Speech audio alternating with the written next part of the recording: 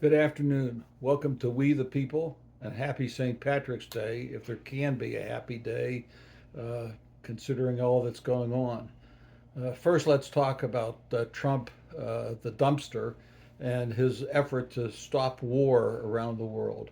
Um, he's going to talk apparently tomorrow to his good buddy Adolf Putin to see if they can reach an agreement on how to split up Ukraine, which sounds a lot like Germany and Russia splitting up Poland in their non aggression pact. But meanwhile, the man who says he hates war has bombed Yemen. He's threatened to bomb Iran. He's talking about cutting off aid to our allies Egypt and Jordan, and sending troops into Panama and taking over Canada. This is the guy that wants peace and love around the world, is threatening those countries with military force and cutting off aid, as well as engaging in escalating tariffs with Canada, Mexico, China, and the European Union. Parenthetically, the European Union was not created as an economic bloc against the United States. It was created as an outgrowth of World War II to try and create some cohesion in the European community that had not existed before. It was the brainchild of Winston Churchill with the blessings of President Roosevelt and President Truman. On top of that, we have Trump disobeying federal court orders.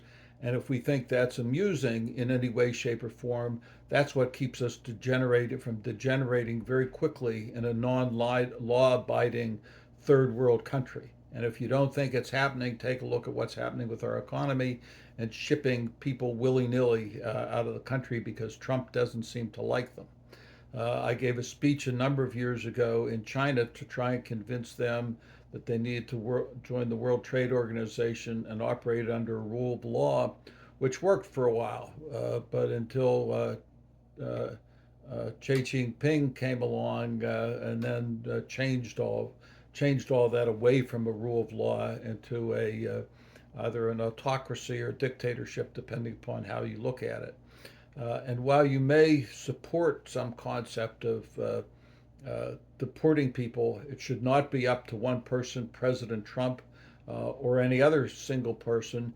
And there has yet been proof that one of the people or who originated from Venezuela is a terrorist or a criminal in any way, shape, or form. But they're not being sent back to Venezuela.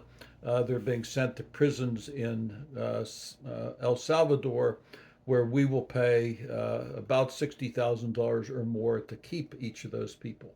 I might note, by the way, that all the fanfare that we were going to open 30,000 beds for dangerous people in Guantanamo is more of Trump bullshit, because it's not true, and the people who had been down at Guantanamo have been shipped back, almost all of them back to the United States, because they can't, in fact, house them there.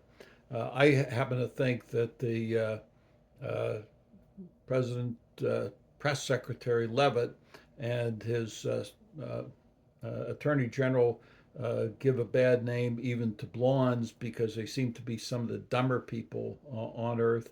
And while they're getting around to releasing the JFK files, which Trump promised to release in 2017, they have yet to release any of the Jeffrey Epstein files, and all of those unredacted should be released to both political parties and let those chips fall where they may.